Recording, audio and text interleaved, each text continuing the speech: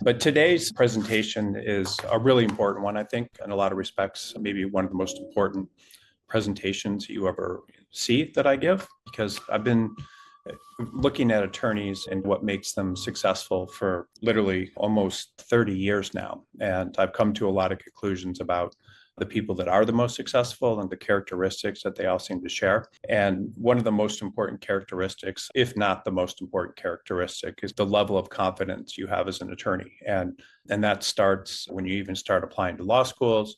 And it's something that kind of tracks with you your entire career. And something that I've also noticed that's very important is it doesn't really matter like where you went to law school. It doesn't matter how well you did there. It doesn't matter how you start out your career. What ultimately matters and really makes you successful in this business is the level of confidence you have. And I'm in this like business networking group called YPO, and there's in my chapter, there's probably like 40 people, and there are 5 people that I know very well there that are attorneys, and they didn't go to good law schools, didn't get jobs when they graduated, but just have this kind of incredible level of confidence where they've been able to get to a level in their legal careers that most partners in large law firms couldn't even dream of. This confidence that you have is something that if you develop it, can help you and it can help you succeed, and it will make you succeed even if it's not with a large law firm, because people that have this confidence, they consistently have a narrative for themselves that they're going to be successful, and they're going to be successful no matter what, and they believe in themselves, and because they believe in themselves, they're able to put themselves out there and push through all of the things that sap the confidence of most attorneys and most law students. And I'm going to talk a lot today about my experience with people that don't have that confidence, and also my experience with people that do have that confidence. And I've just seen so many incredible stories of people that were able to maintain their confidence, and people that literally 6 or 7 years out of law school got verdicts and things where they made $50 million, or just incredible things can happen when you have confidence. And when you don't have confidence, it can really hurt you. And most attorneys, I would say the substantial majority of them, don't have that level of confidence. And without that level of confidence, they really settle for less than they could be. So that's what I'm going to talk about today. I think this is a really important presentation, because if you learn about confidence and you learn how to develop it, and you learn the warning signs of what happens to you when you don't have confidence, really great things can happen to you. And when I look at how successful so many attorneys that I know that didn't have backgrounds that I would ever thought anything would have happened to when I was a young attorney, and even when I was young in this business, I actually regret several times a week not having stay with the practice of law, because there's just so much that's possible, and it doesn't matter what your background is. Now, if you have a really good background, that certainly can help you. And I'm not by any stretch of the imagination saying that having a good background and getting into good firms and having a career there is not a good thing, because you certainly can do that if you went to great law school and you're at a great firm now. But the most important thing there is also being able to maintain your confidence, because the majority of partners in even large law firms, meaning over 50%, don't always have the level of confidence it's going to make them successful as they could possibly be, because it's a very competitive profession. It's competitive to get jobs. It's competitive to stay employed. It's competitive when you get an older attorney to get business. It's competitive to be able to pick yourself up if you lose a job, which most attorneys do at different points in their career. So many things can sap your confidence. And if you're watching this, that the odds are very good that you've probably bought into this whole idea of not having confidence, which when you do that, you're buying into a narrative that's negative and isn't going to take you anywhere. So you really need to constantly think about confidence. And this is something that even I struggle with personally each day. When candidates of mine don't get offers after interviews, it shakes my confidence, because I'm disappointed in myself that I've done more. When they don't get interviews, I often feel that way. Keeping your confidence is just incredibly important, regardless of what you decide to do with your law degree. And really is, I think, probably the biggest thing that separates people that have a lot of success in this profession from those that don't.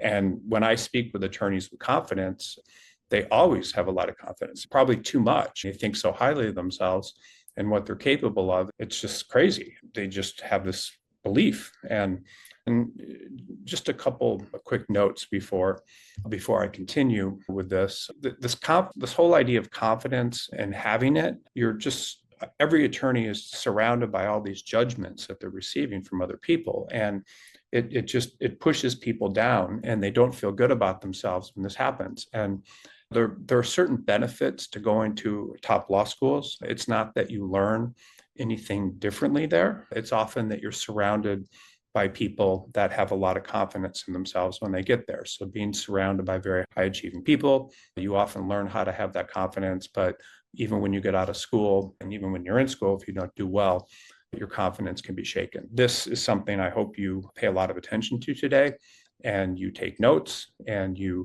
learn about this, and then how to develop confidence. And at the end of the presentation, I'll give some suggestions and the best ways to develop confidence. And hopefully this will help you quite a lot. As I said at the beginning, I'm not aware of any other profession that crushes human confidence more than the legal profession. People, if they don't go to top medical schools, it's not something that really haunts them like it does in the legal profession. They come out and they're doctors, and most people, at least patients, are never asking where they went to medical school and things. Once they're a doctor, they're a doctor. But once you're a doctor, you can pretty much always get a job. And it's not necessarily that you can go to smaller markets and get jobs. You can work in emergency rooms or clinics and things. It's just different for an attorney. And so you're constantly under assault, your confidence, from the moment you start law school to getting your first job, to remaining employed, and then, of course, to making partner in a law firm or whatever you choose to do. And most attorneys are unable to practice law their entire careers with their confidence intact. And most of them are unable to, in large markets, stay employed in large law firms or even smaller law firms for an extended period of time. They will do other things like go in-house and do other career paths, but in law firms, it's very difficult to keep your confidence. And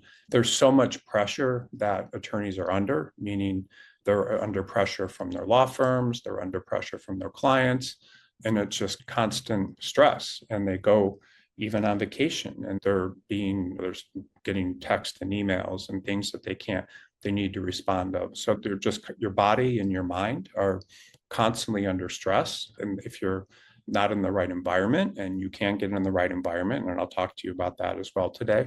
But I've seen so many attorneys, often the ones that have just consistently been the most stressed out for the longest period of time, get sick. They will get cancer, they will have heart attacks, and all these things that certainly happen to other people, but they happen often when they're very young, like in their early 40s and things like that. And I'm not aware of any other profession that does that. The people that I've seen that happen to are often the ones that were constantly the most stressed out, and often the best achievers. And it happens.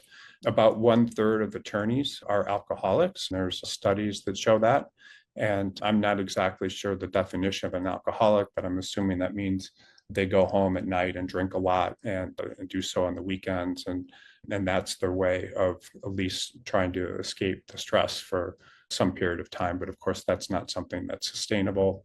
And I know plenty of attorneys that when they were practicing or are practicing, they're alcoholics, like to a degree that is almost comical, meaning they will buy these like 1-gallon jugs of vodka and go through them, buy them a couple times a week, and like in bulk at Costco and things. And in addition, a lot of attorneys, because of the stress that they're under, will quit the practice of law. And that can be something that doesn't need to happen if they're able to deal with that type of stress. And then another thing that often happens is people will constantly be searching for dream jobs, like going in-house. And then a lot of people will be searching for these types of dream jobs, like going in-house, and will always be looking for a way out. A lot of attorneys I know are always thinking about, what if I could leave and start a business? They'll do all these things. But there's not a lot of attorneys that are truly confident. And when I think about it in terms of people that I know an attorney pretty well in Los Angeles. Someone should probably do a study on him. He went to Harvard Law School. He was very young, and got out of school. And he's actually, I read about him constantly. He's a pretty famous attorney that's on the news all the time. And every time I read the paper, like about cases and things, he's always mentioned. And this guy is legitimately pretty confident. But when I remember talking to someone that knows him, and they said that his confidence is really just in the exterior, and when you get beneath that, there's not a lot of confidence. And so the majority of attorneys that I know that have been practicing more than a few years are very stressed out when you talk to them, and have a lot of stress and don't feel good about themselves. And so this is something that you may be experiencing. It's not something that you need to experience if you think about things in the right way, but it can be quite serious. And for a lot of people, it's too much to handle. You may be in a position right now where you're underemployed, meaning you believe that you should be in a much better firm and you can't do it. Or you may be unemployed and having a difficult time finding a job. Or you may be in law school and feel that nothing good's ever going to happen to you. And it can be very stressful to be in that position. It doesn't matter if you're at a great firm or not. The lack of confidence you feel can be very serious. And if you feel that, I'm telling you that you're not alone. And the fact that so many feel this lack of confidence is a shame, because if you do have confidence, it's really the most important characteristic that you're going to need to be successful. And if you're effective as an attorney, then you're going to need confidence to represent clients. You're going to need confidence to be able to stick up against opponents, and you're going to need confidence to push through when you're in court or under the negotiating table and more. I've seen so many attorneys that when it comes to them being confident in front of judges or the opposing party are just turned to mush. And often they're people that you would think would be the most confident because they're partners in large law firms and things like that. People very early in their career will have confidence, and yet they'll also have lack confidence, but they're representing people, meaning they won't want to offend people the other side, and this is just how they operate. They may be very strong when they're writing briefs, for example, but when it comes to actually defending people in court or in other manners, they lack confidence. And this is something that happens a lot. And another thing that I see that I don't like is a lot of attorneys will lack confidence even when they're doing job search. They may be afraid to apply to certain firms, or they may be afraid to apply to firms that don't have openings. And they lack confidence in one of the most important things they can possibly do, which is looking for a job. And so they may only apply to job listings, which is something that I see with a lot of BCG candidates. They're afraid to apply to firms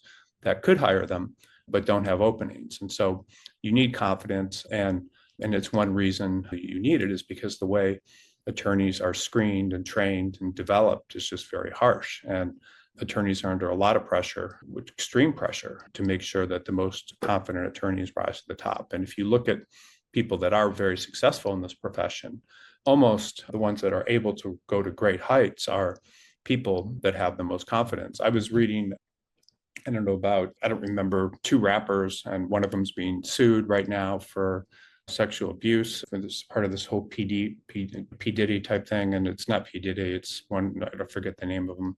But his attorneys are actually suing him for suing his client and trying to take him down, the attorney, to shake his confidence. And it's not working. And this is someone that was representing like 100 plus people that are suing P. Diddy, and probably someone that doesn't come from the best legal background, but was poised to probably make hundreds of millions of dollars in fees. And so this type of confidence is important. So here's how confidence is shaken in the legal profession. And I'll go through each stage of your career and tell you where this happens and how you can, how to understand it. When I was in college, my academic advisor that I met right after my first semester of college, I went in and I thought I was doing pretty well. I got maybe a B plus, A minus, and maybe an A. And I thought I was doing extremely well in school. And I went in and spoke to her and then told her that I was thinking about going to law school. I had at that point better grades than anyone I knew. So I thought I was doing really well. And she said, if you want to go to a top 10 law school, if you want to go to law school, your only choice is to go to a top 10 law school. And if you don't get into a top 10 law school, you may never find a good job. So just imagine hearing this at the age of 22 and being told this. And so she told me that I needed to have an A minus average, which at my school back then was extremely difficult to do. It would put you like incredibly difficult. And but not much has changed. You need to have, if you want to go to a top law school, you generally need to have at least an A- grade point average and score in probably the 90th percentile or better on the LSATs. And then when you think about the fact that 2 million plus people graduate from college every year, there's only a few thousand spots in these top law schools. So it just even making it there is extremely difficult. Now, not all those people obviously want to go to law school, but there's a very large number of people that could consider it, and they don't have a lot of options when it comes to trying to get a lot top law school. There's just not enough spaces. So there's really nothing wrong with not going to a top law school. You can have an incredible career without doing so.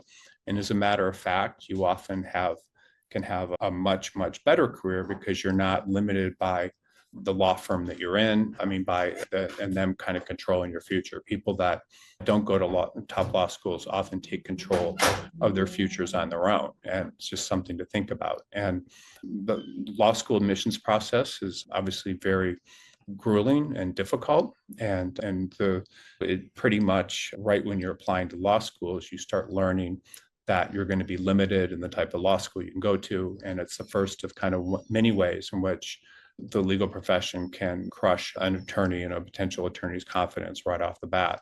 And so when many people start at law schools, they lack confidence. Hold on. They lack confidence right away. They're comparing themselves to people that are going to better law schools. They feel often inferior, like they're not measuring up. And it can be just difficult even when you're in the process of considering law school as fourth or third year college student. And when you do get into any law school, sometimes people just go in with this big psychological hurdle, feeling like because they didn't go into a top law school, this is going to be something that will haunt them for the rest of their lives. And feeling this way when you're in your early 20s is just absolutely crazy. And you should not lack confidence when you're going to law school. If you're 22 years old, when you start law school, you can pretty much be assured that you have 60 years to practice law, meaning into your early 80s at least. And so lacking confidence at that point in your career is just crazy. So law students who don't attend top law schools are often going to experience limited employment prospects with firms that pay a lot or large law firms when they graduate. They feel like they're never going to have the opportunity to work in large law firms or represent important clients. And they blame that often just on their law school and think that it's limiting them. I speak with attorneys that are retired and want to get back into the practice of law consistently. I've been doing so for 25 years. And a lot of times, if they didn't go to a top law school, they'll even bring it up. And just think about that. People in their 60s are talking about where they went to law school 40 years ago and often trying to justify it. It makes no sense. I think personally that the quality of law school someone goes to is largely meaningless because it doesn't have anything to do with being a good attorney. It has to do with just being able to get a job with a top legal employer. But that doesn't really matter in the long run. And I'll talk a little bit more about that in a second. When law students learn this sort of stuff, they often are crushed. So sometimes if you don't come from an environment like in a college or wherever you're going to, where a lot of people are competing to go to top law schools, you may feel that you've already done something incredible by enrolling in law school and going to law school. And it can often be crushing when you learn that wherever you're in law school is someplace that isn't necessarily going to lead to opportunities. So early in my legal career, I was a professor. I got a job as an adjunct professor at a fourth-tier law school, which I thought was very impressive myself for getting this job so early in my career. And I was teaching a couple times a week. And I had a student that was first in his class, and he was a very good student. And when he finished, and he stayed in touch with me, and when he finished going to law school at this law school, it was called Whittier Law School. It's no longer in existence. Went out of business, basically.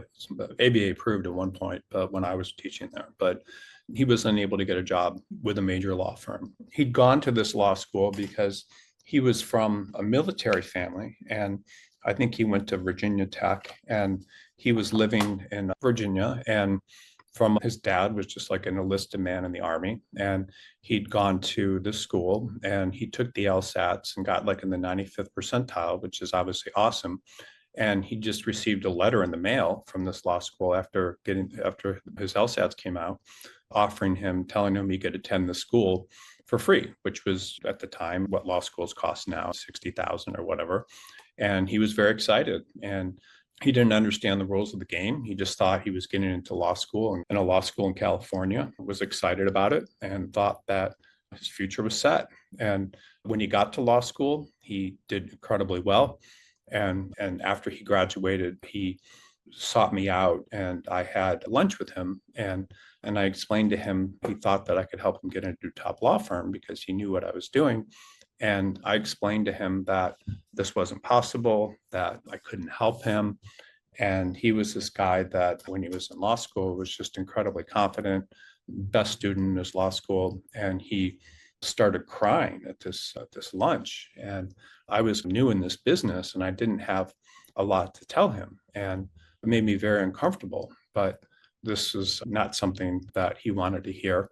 And at the time, I was only placing people in large law firms, and I wasn't able to articulate to him how he could start at a smaller law firm and move to a larger one eventually if he made the right moves, which he could have. And he got a position with a large national insurance defense firm and making about half of what he would have made in a large US law firm. And the people that didn't graduate first in their class are very high, weren't as lucky. And some of them also stayed in touch with me, and they weren't doing as well as they probably would have liked. And if this guy had a lot of confidence, he would have succeeded. And throughout the years, I've met people that went to this law school and did incredibly well, both as attorneys and as doing other things. And ultimately, I'll just tell you, it doesn't matter where you went to law school, it's having confidence in yourself. And if you don't get good grades in law school and then are worried about that, the only thing that happens with grades is it starts you out and maybe a little further along at a larger firm that you could eventually get into if you make the right moves through the rest of your career. This particular attorney's law school, I know of a lot of successful people that went there.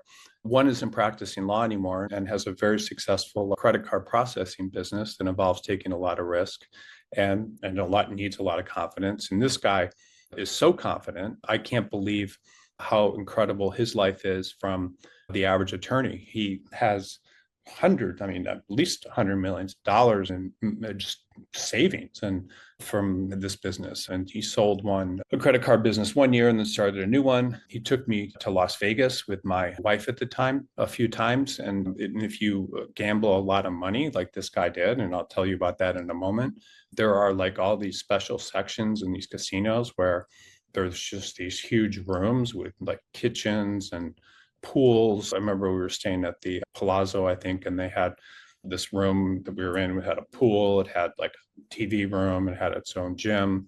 When you gamble a lot of money, they really open a new world for you. They picked us up in Los Angeles in a jet, but it wasn't a small jet. It was like a big jet for 6 people. We brought our kids. And there, once we got there, he sat down at these blackjack tables and would be gambling thousands of dollars at a time. And a couple times I watched him, would bid like multiple hands. We'd have 4 hands. He was bidding at the same time. And I was watching him bid like over $250,000 a hand in blackjack. You can't make this stuff up. It was just absolutely incredible.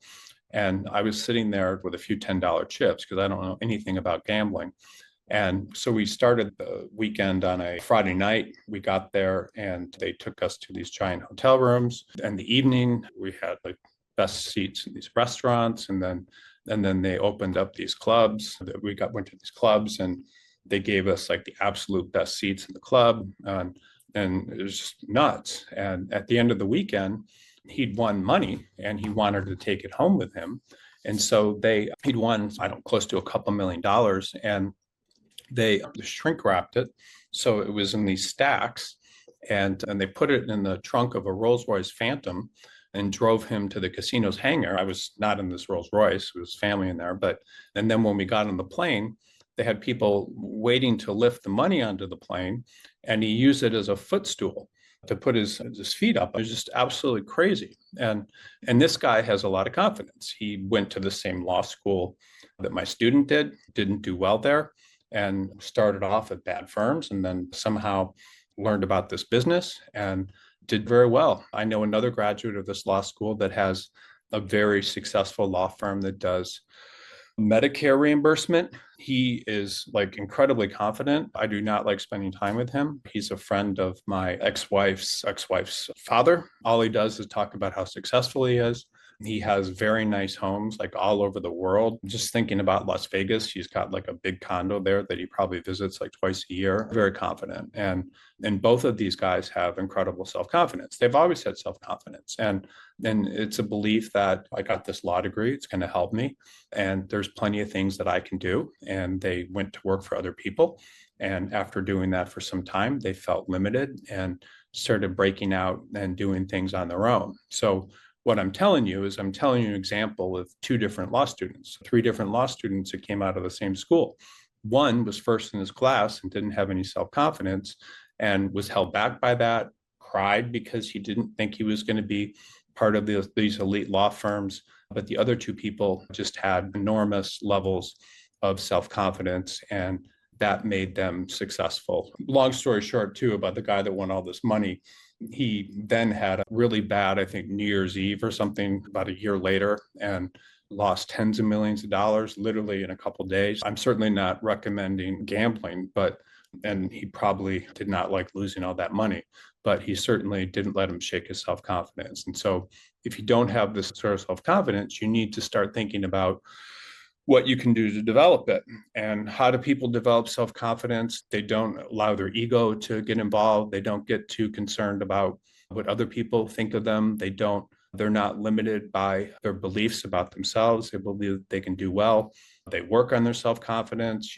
There's all sorts of exercises you can do. I always recommend reading the book Think and Grow Rich, because that's a study that was done by Andrew Carnegie, I think it was, or no, Rockefeller. Rockefeller paid Napoleon Hill to study the most successful people in the world for 20 years. And so he went around, he interviewed like Henry Ford and all these people that had started these businesses and done very well. And some of the things that he identified, one was persistence, the other was having a goal, and then the other was self-confidence. And I think he has an exercise in there where you read your goal, you set a big goal for yourself, you read it every day, and then there's another self-confidence exercise you're supposed to do. And that's just one of the ways you can develop self-confidence, but you need to have some sort of system in place where you're developing your self-confidence. You're not letting all this rejection affect you in a negative way, because I'm sure you faced a lot of rejection.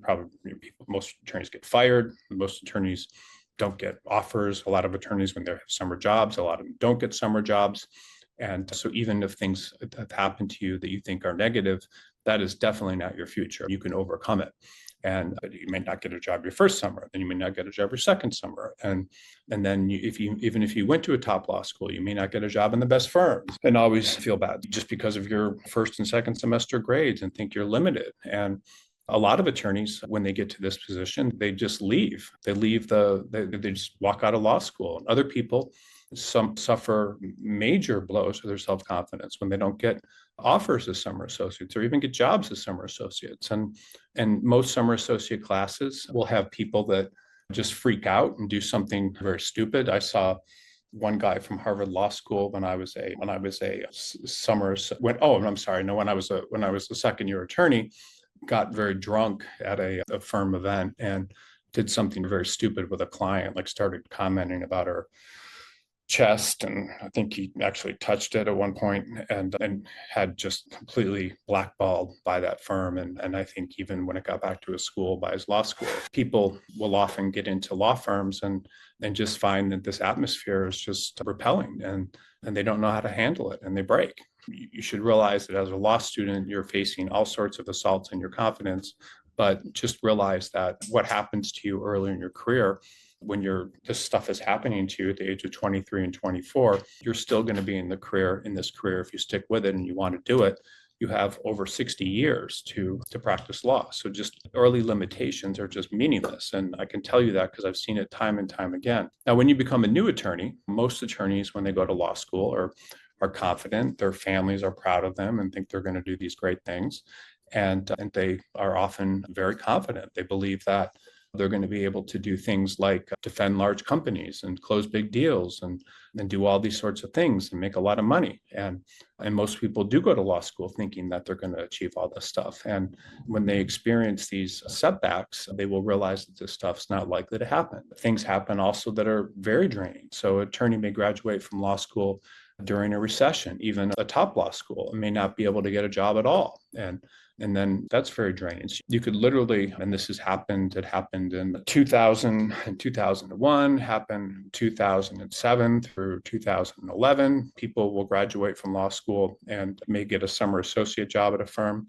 And then the firm just comes and says, hey, we don't have an opening for you, or sorry, even if they got an offer, or they may start at a law firm and not have any work and then be let go like 6 months in a year after they've started. It can be very discouraging. You have hundreds of thousands of dollars in debt or having a hard time getting a job. And that definitely can be something that shakes your confidence for earlier in your career, especially if other people that are doing well and aren't having these problems. And unless you're among just a few thousand people that go to a really top law school, or someone that graduates at the top of your class from a less than stellar law school, your odds of getting a position with a top law firm are slim. And I'm telling you, it doesn't matter.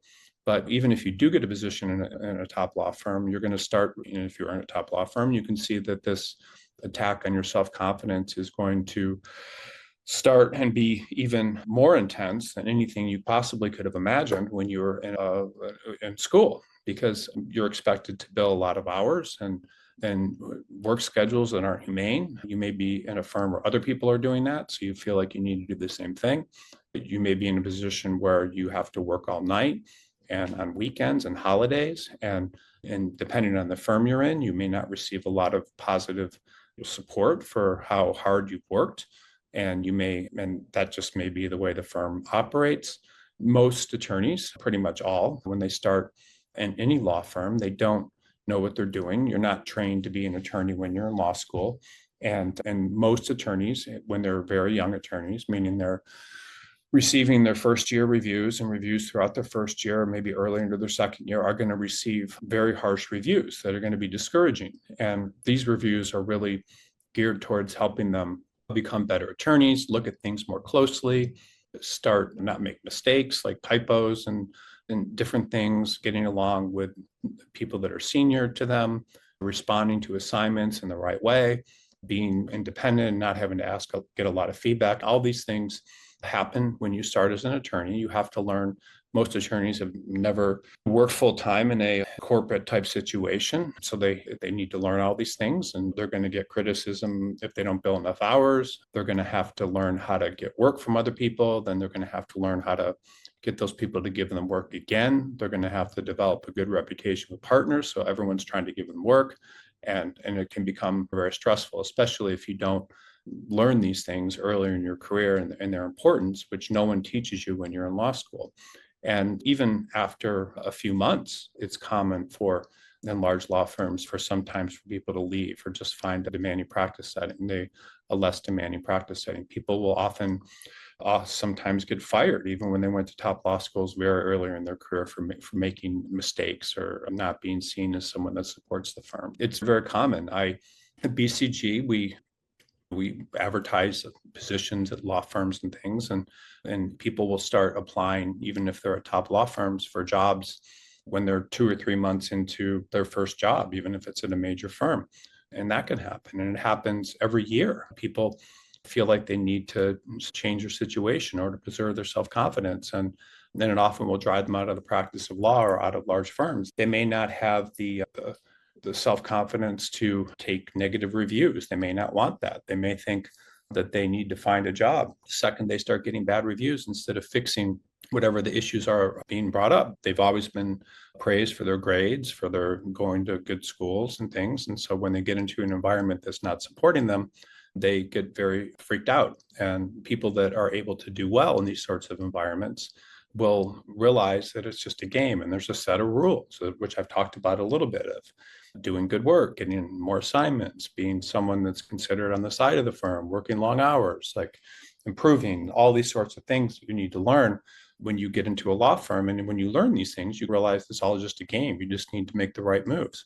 But most people don't. The majority of people, meaning probably 50%, do not learn this stuff right away. And when you learn these rules and what's expected of you, you can do very well. And you'll be able to shake off all this stuff, the negativity that you feel, and learn the rules of the game and do well. At some law firms, the only game, it's very simple. As long as your work is acceptable, the game is to bill the most hours. That will get you ahead. And why are hours important? Hours are important because law firms want to bill a lot of money to their clients. So the more hours you write down for whatever, doing the work or thinking about the work when you're in the shower, the more the law firm's going to reward you. And also the more hours you bill, it's a sign that the people are giving you work and they're giving you repeat work. So if you're being given work and repeat work, the presumption is you must be doing something right. So people will look at that very positively. So they will typically, if you're one of the highest billers, will not give you negative reviews. They will just keep you on. And this is one of the most important things that you can do if you're at a large law firm in a large market.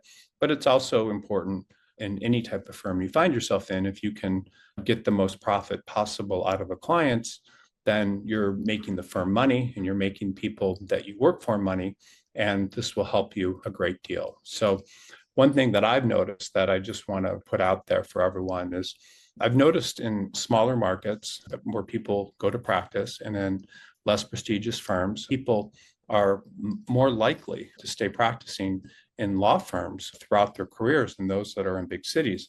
I don't know why that is or all the reasons for it. I think that it's because those law firms typically do not have as much work and their clients aren't willing to pay for lots of hours and things. And so it's not as stressful. And also there's not a lot of attorneys trying to get jobs in those markets. The law firms are more likely to hold on to them. And often in smaller communities, people are attached in some ways, whether or not it's their spouses going to them, knowing each other and things like that. But much less pressure. People are more likely to stay employed in law firms throughout their careers and not experience a lot of the same stress. When you go to big markets where there's a lot of attorneys competing for jobs, which are places like New York and Los Angeles and Chicago, there's typically far more attorneys for each job than there are attorneys. And so the law firms can be more demanding and expect more because you're easily replaceable. And it can be very difficult because the law firms always know that there's all these people applying. And if you're not performing the way they want to, they can get rid of you. So there's a lot of stress. And that tends to be at the largest law firms. But in New York, for example, the largest clients will go to the firms there because they will expect the highest quality work and they will also expect the highest quality attorneys working on their matters. And so there can be a lot of stress there in large markets. It's just very common. Now, it depends on the type of firm you're in. Obviously, not every firm in New York is incredibly stressful. It depends on your practice area, but anytime you're serving large corporate clients at a place like that, there's going to be a lot of stress. So new attorneys will experience a lot of blows to their self-confidence. Some things I didn't mention, I mentioned getting fired, I mentioned the hours, I mentioned the lack of understanding kind of what you're doing when you start. And what a lot of attorneys will do, and this is very common, is they will start out at a firm, they will take all the criticism they receive and all the lessons that they learn, and they will realize that maybe their brand and that firm isn't as good as they want it to be. And so they will move firms with all these lessons of what it takes to succeed and the competitive nature and how to get ahead. And they'll take all these lessons and they'll take them to a new firm where they have the skills to succeed and the lessons and leaving behind all this negativity. So this is why people start moving after 1 to 2 years. And in terms of attorney, if you're a younger attorney or if you're in this position right now, if you have 1 to 6 years of experience, you're generally going to be at the very peak of your marketability. 1 to 6 years of experience are really the time when you're most marketable, when there's going to be the most law firms interested in you. If you look at advertisements, different job sites and law firm websites, you'll see that most of the ads are for people with 1 to 6 years of experience. Often they'll say 3 to 6 years of experience. And that should tell you like the sorts of people that they want. There's a lot of reasons that people are most marketable at that point. The main one is that you've proven that you've been able to stay employed in whatever type of law firm you're in. and have it together. It's all you've been put through a lot. It's presumed that you're productive if you've been at a law firm, so you're more marketable at 2 years than you might have been at 1 year. You're more marketable at 3 years than you are at 2 years. And law firms like that. And they understand that you're thick-skinned enough that you can tolerate whatever type of law firm you're in, and that you're poised for them to make money. And the big thing is that it typically takes to be really super competent in any practice area, it will take you about 5 years. But once you have about 1.5 to 2 years of experience, you can generally feel yourself around, feel you understand what you need to do and how to turn in work and how to have a level of independence where people do not need to spend a lot of time training you and reviewing you with a fine-tooth comb. You know what you're doing. And this is where you become very profitable to the law firm. They don't need to write off your hours. You know what you're doing. You're motivated to be a partner, so you're going to work very hard. And you're valuable because so many people drop out earlier in their career. So whatever practice you're in, say you're in, I don't know what an example would be, you're doing corporate M&A. And by the third year, maybe 20% or 30% of the people that started in corporate M&A are no longer practicing in law firms. And so there's fewer of you. And then not only that, but your work's presumed to be okay. So what happens is once you get past your first year, maybe into 18 months of working, law firms will no longer give you harsh reviews. They will start giving you a ton of encouragement because they want you to stay and they're making money. And you're in a very good situation. It's the best time to move firms. It's when you're most profitable to law firms. It's where you're most enthusiastic because you're still trying to make partner and believe it's true that you can do it. And so most law firms will not criticize you. They will be very encouraging and give you good reviews, and you will suddenly feel much more welcome, and you will work hard because you believe that you can get ahead. And so the law firms, that's when you're most profitable. That's when you'll work hard, and you're not looking for some sort of guarantee like making partner, and they want to keep you around. And as long as the firm has work to do, then you're typically going to be in very good shape. You will feel confident. If you didn't feel confident earlier in your career, you will start getting a lot of positive feedback to make you confident. And so you're pretty much, as long as your work is decent, you're billing enough hours, you're going to be in good shape. But what can happen in different practice areas is there can be recessions. There can be all these issues that will come up from time to time that could put a stop to all this. So you could be in your third year of practice and suddenly the law firm will lose a client or a practice area will slow down, and you just never know when that can happen. Sometimes major cases will settle and a lot of the litigators will be let go. Just all these things can happen even when you're in a law firm and in that period that can be not that good. When the work slows down, things can be not good. And you're in a position where when you're at that point where you're expected to be working very hard and competing to be a partner, even if that possibility is incredibly remote, there's still a possibility that could happen. You're confident, you're doing the best work possible, you're getting positive feedback, so you will believe that's really something that's on the table. And this is something that I would caution you against doing too earlier in your career if you're considering this stuff. Is a lot of times attorneys will get married, which will add a whole new dimension in terms of the money that you're expected to bring into your family unit. A lot of people will start purchasing homes that they need to have mortgages for. So if they don't pay their mortgage on time, they will risk losing it and will need to find a job that will support them. And they will often extend themselves by starting families and purchasing homes and leasing nice cars that kind of put them in a position where they're not just working for the law firm and just to stay, but they're working to survive. And they need that high paycheck. So they have handcuffs. And I remember when I was starting my career, I made friends with a partner. He lived in my neighborhood and we used to go out every night and stuff. Not every night, but every weekend we would go out. And he said that the number one thing that law firms love is when you buy a house and start a family, because then they know that they have a lot of control over you and you're more likely to work hard, and people start buying nice clothes and planning vacations and not saving money, which you should do earlier in your career. A lot of the smartest people will actually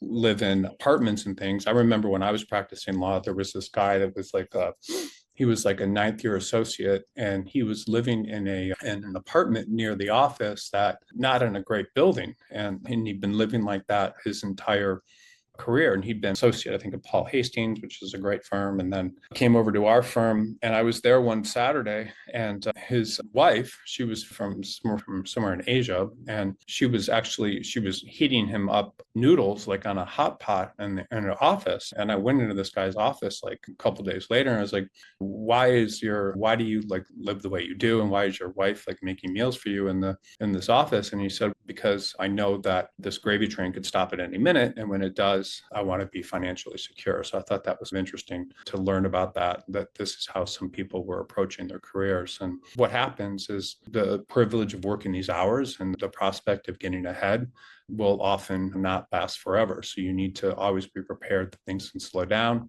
And when there's very little to do in a firm, if you become a cost center, meaning that they're putting more money out than they're bringing in from their associates, they very quickly will start having meetings and deciding who to let go. It's not necessarily because you're doing bad work or they dislike you. It's more often the case that law firms are trying to have the highest profits per partner that they can. So if they don't pay their partners a lot, they risk losing them. So they will start cutting things. They'll cut legal secretaries, they'll cut their contract attorneys first, then they'll cut their staff attorneys, then they'll start cutting into their associate ranks. And when they do that, it will be the lowest billers and the people that haven't played the game as well. So that's what happens. And in your past, meaning if you've worked these incredible hours in the past, made the firm a lot of money, it doesn't really matter how hard you worked or how much you sacrifice when the work slows down, you risk losing your job. I was talking to this woman that had come over to the firm, I'm not going to mention the name, from Jones Day, which is a great litigation firm. And she'd gone to another big litigation firm, and the firm had recruited, I don't know, something like 12 associates from Jones Day, and they'd come over and they worked on this huge case, all of them together for 2.5 years. And the case settled, and all of them were let go. So they just suddenly, this work went away, and then all these people were let go. And they were in that sweet spot of 4 to 7 years, something like that, most of them. And they just all lost their jobs all of a sudden. And this is what can happen. The other thing that can happen, just to be aware of, is anytime you're with a firm and the work slows down, if it looks like this may be going on for a little bit of time, then you will get laid off. And once you're laid off, this will become a black mark on your record. It'll make it very difficult for you to get a job in large law firms in large markets. It can be next to impossible to get a new position in another large law firm when that happens. And I'll tell you why that is. The reason for that, if you lose your job in a large law firm, is in a large city, they have their choice of hiring people that are gainfully employed. They have their choice of hiring people that are gainfully employed with large law firms, meaning that they're still working in large law firms. And then they have their choice of hiring people that are not employed with large law firms. Obviously, for them, it's a much better business proposition to hire people that are currently employed with large law firms, because there's no question about their performance or anything. And the reason when you get laid off, the reason it can be like a black mark on your performance is because what will happen is the law firm will think they laid people off, but they still have other third-year associates here. Like they still have other fourth-year associates here in this person's practice area. So if they let this person go, then they probably weren't the strongest of the associates in that class. And so there's just something wrong with them compared to other attorneys. So one thing that I recommend, I'm just going to grab something in a second. One thing that I recommend for all attorneys is you should always be watching the job market. You should be watching the job market very closely, because you are a product and you have something to sell. And if the market is not interested in buying you, then if the market slows down, then you always need to be aware of places that will potentially, actually just grabbing coffee, sorry about that. You always need to be looking for a position. So one thing that I always recommend you do is you can go onto sites like Indeed and LinkedIn and then of course Law Crossing, and be watching for openings in your practice area. If it's slow at your firm, you should be applying to every single thing that you see. And the reason for that is because you want to be in a position where if you are laid off, and if people, it looks like people are getting laid off, or there's a possibility of people getting laid off, that you're aware of the market and you're just constantly monitoring it for positions. You should be watching the market. If I was still practicing, I would be watching the market for jobs every day. I would make it part of my routine. And I like Law Crossing, for example, because it looks at jobs from law firm websites and not just things that people are paying to post on Indeed and LinkedIn. But Indeed and LinkedIn are obviously great sources of jobs, but seeing those jobs as well. So just understanding where's the opportunity and even applying for those jobs and going through the interview process if it looks like things could get bad at your firm. So you always need to be watching the market, and you always need to know where you can go, and you always need to get one step ahead of anything bad happening at your firm so you can avoid getting this black mark on your resume. And the recessions seem to happen about once every 8 years in the legal profession. So we haven't had a one in 8 years, but typically things will slow down.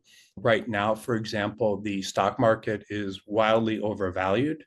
And people like Warren Buffett are just basically taking all their money out of the stock market and will deploy it when it crashes, which stock markets always do. And so when that happens, that's something that will impact the legal market negatively. And if I was a corporate associate right now, I would always be thinking about what am I going to do if this happens? How am I going to be aware of when these slowdowns happen? They often happen all of a sudden. They can happen financial crisis. That was just that it seemingly came out of nowhere. And law firms in large cities that were doing a lot of finance work laid a ton of people off instantly. When you can see these slowdowns quite a bit, and when you see this happening, you will often, but even they cannot save you when things get bad. And so they can happen. And I've seen attorneys where there's no work in their firm, just being incredibly nervous and showing up in my office. And I just remember a couple of examples of people that were just like chewed their nails down and were just incredibly stressed out by that. And then people get very upset. And when they realize that this firm that they've invested all this time in, the work could suddenly go away. And the job market all the time, you will see periods where there's just tons and tons of firms like interested in people. And you will see periods where it seems like there's not much going on at all. And if you see that, then that's a sign that your firm may get slow as well. And this is one of the largest things that can crush attorneys' confidence because it can happen out of the blue. And it derails so many promising attorneys. I've seen so many divorces and things that happen when this happens because it just shakes the confidence of a man or the woman, becomes incredibly unpleasant and stressed at home. And then the prospect of losing things can be very bad. And even attorneys at smaller firms will often leave after their first few years as well. And always are going to be reminded of encountering other attorneys. So when you are an attorney, and regardless of the firm you're at, you're going to see people in better firms and social settings. And there's a pecking order. Attorneys, when they meet each other, they will talk about where they're practicing. They'll talk about where they went to law school. They'll talk about all these different things. And you're always going to be meeting people that are in a better situation than you. You will be resentful sometimes, or sometimes people do. Law firms have to advance people because if they didn't, there would be no hope. Law firms will make people partner, even major law firms that don't have any business, but then there's a very short one. They've spent 10 years becoming a partner, and then they're a partner, but it's a non-equity type partnership. And depending on the firm, they may be required to start bringing in business, and that often doesn't work out. And then you run into the same situation that associates do when they lose their jobs. These partners are all of a sudden losing their jobs. Now they're in a better situation in a lot of respects because once you become a partner in a law firm, as a young partner, it's often not going to be enough because other people aren't giving you work. You may be getting some sort of guaranteed compensation, but they will not continue paying that unless that can really sap your confidence. I'll tell you just a quick story. I met this very confident attorney not too long ago from China. She managed to get a position with a small law firm in New York after getting an LLM, which is not easy. And remember when I spoke to her, she was extremely confident. She'd done very well in her LLM program, had gone to the top. So she had every reason to be confident. She came from a great family.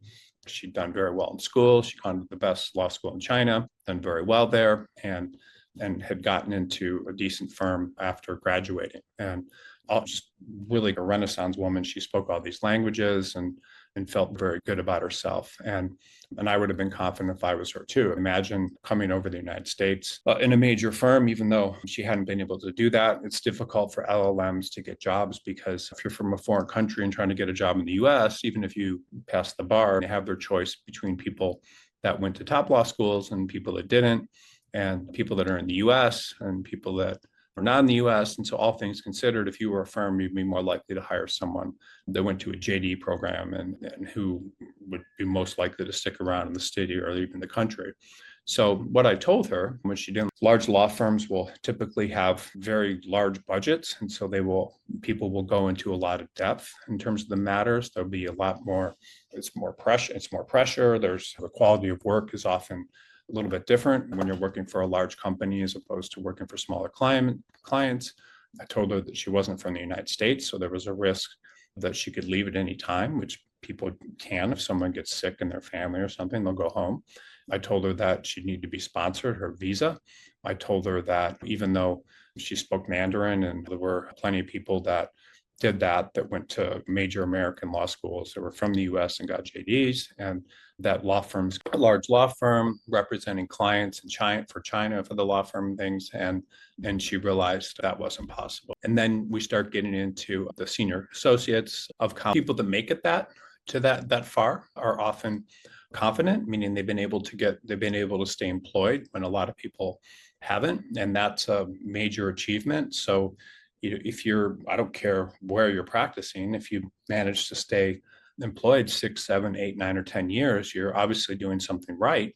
And that's something to feel very confident of. Everything is like a race. So sometimes people will drop out of the race very early, or they'll allow other people's perceptions of them to cloud their perceptions of themselves. And what does that mean?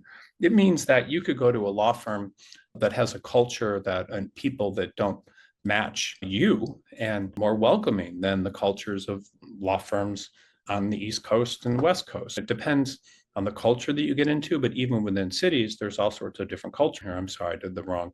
And when you become a young partner in firms, you're generally making over $500,000 a year, and some of them might be making over 800 or close to $1 million as a young partner. Counsel, same thing, and they can make $500,000, $600,000, $700,000, and associates, of course, can make over $500,000. But they figure out on their own, and they become very good at it. They figure out how other people are doing it, and they watch them, and then they start doing the same. And they often do it as associates. They take early career lessons, and they just really are able to do it, and just how impressive what they've done is, and how few people can do it, and how far they've come, and how incredible this is. And most of them have never heard like that level of encouragement by someone who watches 50 first-year attorneys at a law firm, and very few, less than 10 or probably less than 5, are ever going to be there. And so I might ask, those odds of making it that far are very slim. Now, it's not that all those people are being pushed out, it's that they leave. It's more often than not, people in these large law firms are not asked to leave. They're pushed out, or things get slow, or not pushed out, they just leave on their own. Will just drop out of the race very early on. That's what happens through their 4th, 5th, or 6th year. And once you get to that level where you're like a 7th or 8th year associate, you do need to learn in most law firms how to generate business. If you don't, you'll have fewer options. You certainly can stay employed in law firms for decades without business, but you have to have someone that has awful lot of business supporting you, or you need to be in a niche practice area where there's hardly anybody like you, and the firm will have their own clients. And what happens when you get more senior, and just explaining this to you why law firms are more likely to let you go, is your billing rates become very high. They become close to what the law firms are charging for partners. Most clients prefer to have someone that's billing at a high rate, partner doing that, or the partner that brought in the business. Also, partners make more money when they do work on their own. So sometimes a lot of firms will give them a percentage, like they might give them 35 or 40% of whatever the billing rate is of their clients, or they might give them 50%. So if the attorney bills 1,000 hours at $1,000 an hour, they might receive $500,000. But if they give that work to someone else, like another associate in the firm, they might only get 15%. So the partners are incentivized to do more of the work on their own. And when they are giving work to people that are more senior, it's almost like and if you're not going to be making partner at the firm you're at, then you're going to be competitive with people that have been at the firm a long time, that are senior like you, that are competing to be partners. And obviously the firm is going to be more geared, doesn't want to upset that balance. So if they have 10 eighth-year associates competing to be partners and they bring in another person and that person's just as competitive, that's going to be demoralizing. You're also going to be facing, can you bring in business in the future? There are periods of time where like certain practice areas just become incredibly in demand. So right now it's like trust and estates. It's what else is it? Trust and estates is like the big one, but in different economies, like you could have something like corporate, or suddenly corporate is incredibly in demand and they'll take senior people. Right now it's healthcare. So there's a lot of healthcare positions for senior people, but these sort of dynamics are just a crapshoot. You never know when that's going to happen. A lot of times, so if you look online for jobs in major law firms for different practice areas, like litigation, for example, you may find no jobs. The market is literally closed. Very large firms, their confidence can be shaken. And one of the reasons is it's not necessarily because the business with young partners, and it's something that may happen to you, and it happens to a lot of them. And what happens is when someone gets senior and they're maybe a junior partner, they're expected to develop a book of business pretty quickly. And when they don't, they will get pushed out for not having business. But what they will do is they will tell the new firms that are interviewing them that they have all this work and all this business, and they will often just make it up and lie and move to a new firm and get hired. And then they will have kind of they'll get there and they'll say, oh, my clients aren't coming over yet. I'm doing all this stuff to try to generate business, but nothing will happen and they won't bring in the business. Then they'll do the same thing. Had gotten pretty far in the interview process with a firm. And then a partner said to him, if you come here and we pay you what we would pay someone with this amount of business, you're just going to have a target on your back. And if you're not bringing this in, then you're going to be gone pretty soon. This is a blow to your self-confidence. So even if you do get business, then you find that firms may not be interested in you, at least for a period of time. And then if you don't have business, then you're not going to be marketable. There literally may not be any positions in the market for you. And a couple of things that I've told you so far today, I've told you that is they don't constantly monitor the legal market and make sure that they're ready to apply to things if things get slow. And they don't think far enough in the future to realize that your first several years of working, you're to survive. And I can tell you that if you do bring in business and you learn how to do that, which is one of the most important things, and you should always be thinking about that from the moment you get out of law school, like how do I learn how to generate business? You should be putting a lot of time into that, because once you learn how to do that, the sky's the limit. You can do exceptionally well. I know attorneys in LA that have big books of business, their guaranteed take-home pay is like $7 to $10 million a year. But they say, this is, I know, personal injury. And you may want to learn how to start your own firm and do it. What I do, how am I going to make the most money from what I do? And having business just changes everything. You go from being someone that's working for others to someone who is actually employing the law firm. When you have business, what's happening is the law firm is providing you secretaries and paralegals, office space and a brand, and all of these things that you're essentially paying for by giving them a percentage of the money that you generate. But when you have business, you have the ability to move to other firms. You have the ability to do all these things, and you're in control of your career, and you can do it by the time you're 30. It felt like he was ready to give up. No matter what he did, he didn't feel like he was advancing the way he wanted to. So then when you talk to established partners, they will say, I wish I could go back in time and be like a law student or a new attorney or a senior associate or a junior partner, because things, even though that being established should give you a lot of comfort, what will happen is you're responsible for bringing revenue into your law firm, and you need to bring in a lot. The way that compensation typically works is you will receive as a take-home pay. So say 1 year you bill 5 million and the law firm's paying you $1 million. They may come to you and say, we're going to have to pay you this amount this year, because they want all the partners to receive a certain amount of money at a minimum. And they'll say, we'll pay you this limited amount this year. But if you have a bad year, will still pay you the same. This is how they will say things to partners. Now, they won't put it in writing or anything, but they'll give them that perception, meaning if you have a $2 million year, we're still going to pay you $1 million. This is how they will justify not paying someone as much in a good year. And you have to understand kind of the way law firms work.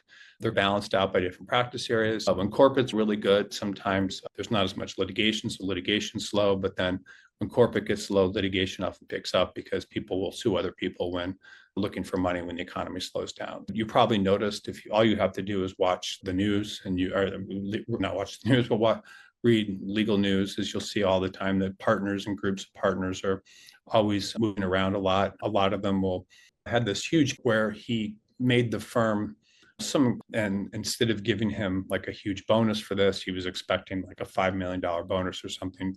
They gave him like $500,000. And he was like so pissed off that he just quit his job and came to me like looking for me to find him a job immediately.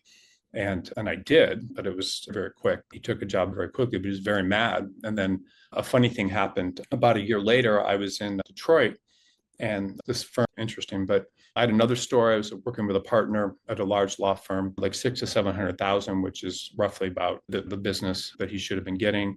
I constantly told them, like I said, like they had a dry patch, and if his work went down, a lot of times never honored. So it can be very disheartening for partners as well when their business slows down, and firms will give excuses and say things, but then partners will move again. A lot of firms, by the way, that go out of business.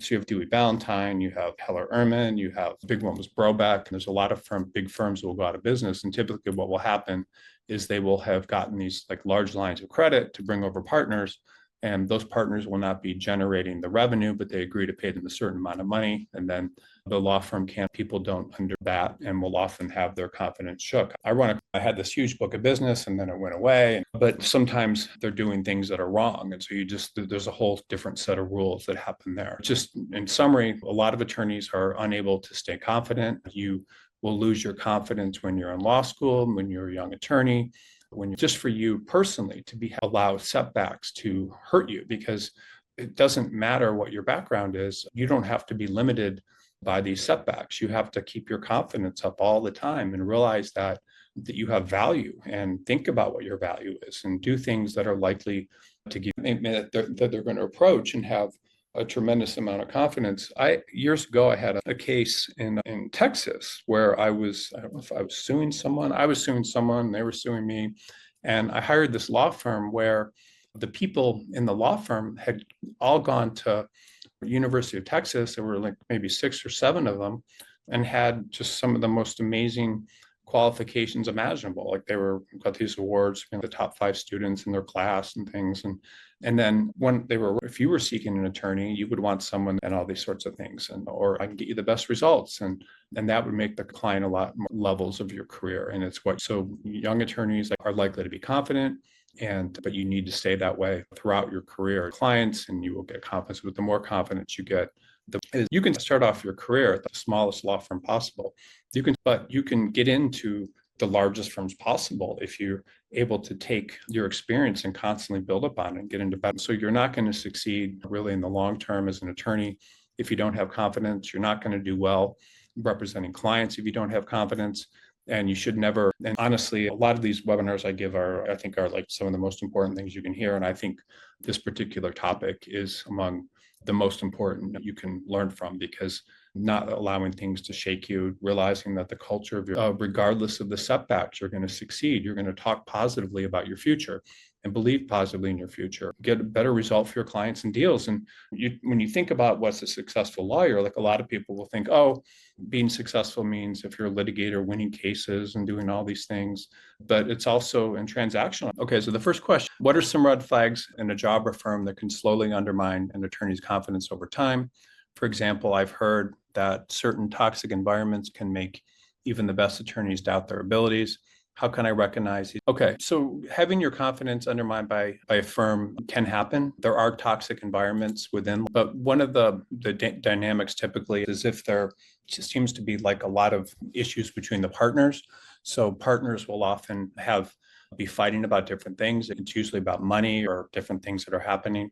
And if you see that within a firm, then firms can become very siloed, meaning different partners are all on their own and there's no kind of cooperation between them. And if people aren't getting along at the partner level, then it can make things very, is to just do your best and to not allow your ego to get involved and to just be positive and not be on the side. What will often happen is the associates especially, will be all against the firm, and the firm can see that. They kind of have a negative attitude. They can pick it up when they're giving them assignments. They can see it based objective needs to be, and just concentrate on doing the best work that you can, and then building up the people around you, the partners, meaning make them feel important and then make them feel good about you, and then of course be looking for a job. So anytime you're in a toxic environment that you just don't believe is going to be good, that have been around like 100 plus years, and generally it's obviously the firm would not have been able to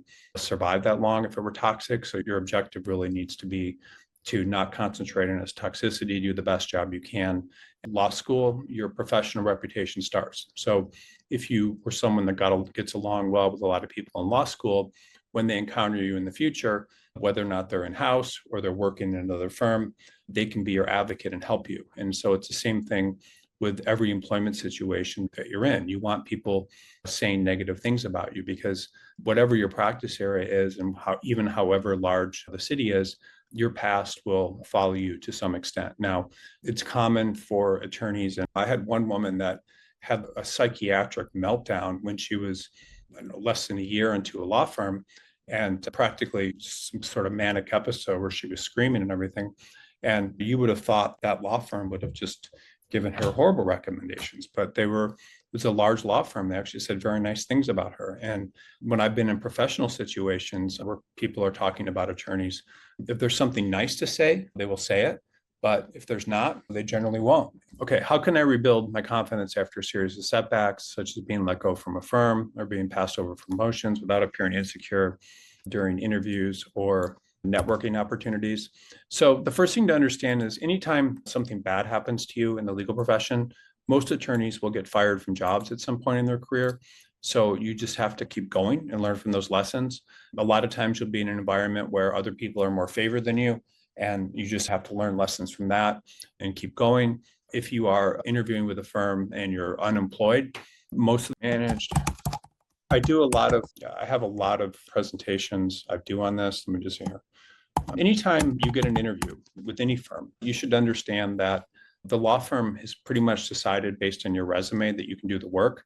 Now, they may have certain requirements, like you working in the office 5 days a week or you billing a certain number of hours, and that's a consideration of whether you can do the job. I had this episode happen just this week where I had a partner, and he's in New York, and interviewing with a law firm, and he said, I want to work remotely 4 days a week, and they were in the process of getting ready to make him an offer.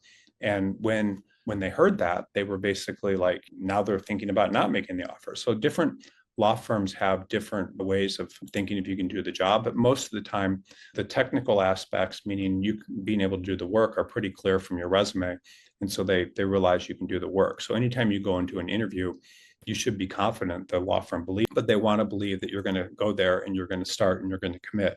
One of the things I noticed that's very interesting is when a lot of times attorneys might be working, say they're working in, I don't know, Chicago, and they want to move home to Cleveland.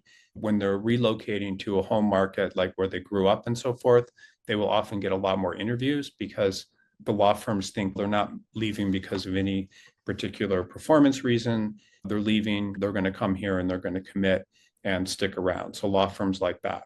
And then the two other things that are important is if you really want the job. So you need to go in and be able to talk about how to react to bad things happening. Some people will get angry, and my advice to you is to get angry and think, what can I do to improve this, and get angry for yourself, not other firms. Okay, next question. In a highly competitive legal job market, how can I maintain my confidence in my ability when I constantly see peers achieving more visible success? Okay, so there's a couple answers to that. So many times you may be in a practice area where you are not going to do as well as other attorneys just because of your natural skills and abilities. And that's not to say that you can't be a good attorney. It just says that you may be in an environment where other people are going to be better than you just because of natural skills and abilities that they have. So what does that mean? So it means that if you're in a practice area like commercial litigation, the people that are the best writers, the people that are highly persuasive, those people are much more likely to do far better in terms of their ability to succeed than you if you don't have those skills. So you have to put yourself in a position where you're working in a practice area where your skills are going to be as valued. So in different respects, and the work sometimes is not as have very smart and scoring the 170s on their LSAT and competing with them. You're competing with people doing different types of things. There's practice here, personal injury, or it could be different types of transactional law. So trust in the states is transactional. And I've seen people that are corporate attorneys in major law firms go into that. So you just need to think about what practice area, then often the quality of your legal work. And those can be like things like family law, personal injury. There's a bunch of them. And anytime you do a practice area, then being able to write the legal brief imaginable, you're typically going to be confident to the extent you're doing things that you're likely to get positive feedback in. And I can't tell you how many hundreds of attorneys that I've encountered personally that have been in very competitive practice areas that match your skills and what you like, and that you need to be able to where you believe you can succeed. And best people, large law firms, I hate to say this, but oftentimes when you see them like laying people off and things, it's often the people that didn't go to the best law schools or don't look the best on paper. There's a lot of reasons for that, but clients prefer to see people often at the largest law firms that went to the best law schools, or if they didn't have incredible qualifications, like they were number 3 in their class or something, then you need to put yourself in a situation where you're going to be valued, and put yourself in a situation where you're not going to be able to see different types of people. So you need to where you're going to be confident. Another training early in your career, and then when you come out of that law firm and go to a smaller law firm, even if you didn't have confidence in a larger law firm, you would just be amazed. Your legal, that may never have happened at a large law firm. And often you're going to have a lot more confidence just getting in. Okay, when I face rejection from a job, I'm letting it diminish my confidence. It can be hard not to internalize rejection. How can I reframe these experiences to build resilience and continue putting my best? The legal industry that make this mindset. Okay, so everyone gets rejected from jobs. So the success rate of people that go out on interviews is typically about between 1 in 8 to 1 in 10 of those interviews turn to a job. Now, certainly there are people out there, but in terms of getting rejected, just remember the odds are typically 1 in 8 and 1 to 10. You typically will have pretty good odds of getting rejected when you're interviewing. So probably received a notification about a lot of detail about what you need to do to not get rejected. But the biggest piece of advice I can give, instead of just answering questions that may not have a lot of the people that seem to do the best, and I've learned this over 25 years in interviews, a much higher percentage of interviews into offers, they will go into an interview and they'll say things like, what would make me do the best? How could I be the best associate that is working here within the first 60 to 90 days? What would I need to do? Or what has made people successful here that people that aren't as successful don't do? Instead of what can I get from this place, or what, an answer looking like you're eager to do the best job you possibly can. So people that do that, typically that's one of the biggest lessons that I teach. People that are able to do that seem to always do very well at getting positions. And that's the biggest piece of advice I can offer you. And when you don't get a job, you never really know why it is. Sometimes it's just the other 1/3 will not like you. Just think about the people that you meet. Sometimes you will just draw conclusions about them for whatever reason when you meet them and won't like them. If you're, okay, how can I rebuild my confidence after a series of setbacks? I think I heard this one too. What are some red flags in a job, a firm? Okay, how can I balance projecting confidence with acknowledging areas where I need to grow during job interviews or performance evaluations? What's the best way to strike that balance by showing I'm both capable and self? Okay, so it's actually a very good question, and I'll tell you why. So when you're an attorney, and so just imagine if you could watch people accused of murder and watch trials, and the defense attorney project that their client didn't do it. They will try not, unless it's something they really have to, they will try to not acknowledge weakness and will conduct themselves in a way that tries to make their client look as strong as possible. They won't acknowledge weakness. And I've noticed very good attorneys when they're when they're criticized about something, they just blow up. They will, not always, but they will do their best to limit the impact of whatever this is, and then will not look weak. So your job in interviews is not to look weak. You want to look strong and competent. You do not want to be talking about a bunch of weaknesses and cover letters and then talking to firms. If a firm calls me up and they said, hey, this guy failed the bar twice and then he lost his job and he's unemployed, this makes us a little nervous, then I'll say, no, not necessarily. He's obviously learned his lesson. He's going to come and he's going to be much more grateful for his job and than a normal person would have. He's going to work harder. You don't want to portray weakness. You don't want to look weak, because if you do that, how does the confidence level of an attorney influence her ability to tap into a hidden job market or develop a strong professional network? It seems like confidence will play a huge role in reaching out to potential contacts and pursuing non-traditional opportunities. Okay, so the hidden job market, there is a hidden job market, and it's very important. There's two types of hidden job markets. One is firms that don't have jobs, but could be a good fit for your practice area. So very few attorneys have the confidence it takes to go. It's one where there's a lot of competition for the same jobs, especially in large markets. That's one type of way that firms that don't have. So because they don't have openings, what happens is when someone applies to them, they're the only candidate. And we target those firms to be places that could use their skills and abilities. And so when attorneys are applying to those jobs, they're in much better shape than they would be only applying to places with positions often, because they're the only applicant.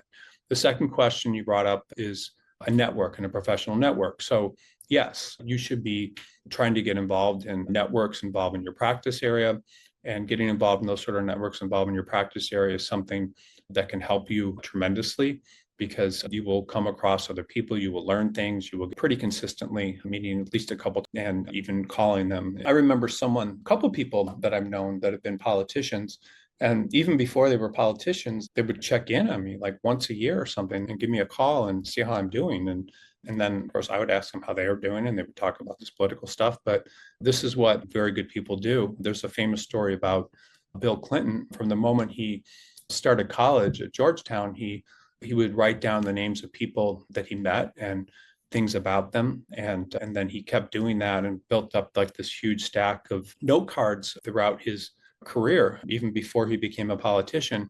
And people were amazed because he might not have even have heard of him. I don't know why he wouldn't have contacted him, but not even heard of him in 10 years or 50. Okay, so what steps can I take to restore my confidence if I've been out of the workforce for periods, such as during a career break or sabbatical? I worry that potential employers might question my abilities or assume I'm no longer competitive. How can I Okay, there's a couple of problems. When you're unemployed and you've been out of the workforce a long period of time. We talked about these questions if you've been out of the workforce for a long period of time, but these are typically the questions that people are asking. They're asking if you can do the work. Doing the work means being committed, coming to the office, billing a certain number of hours.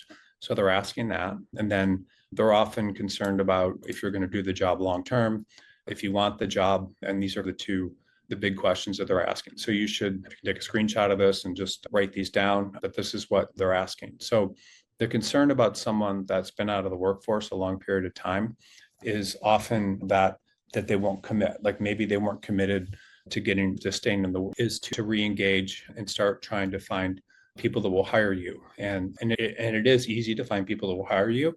You obviously have the largest law firms that are the most competitive.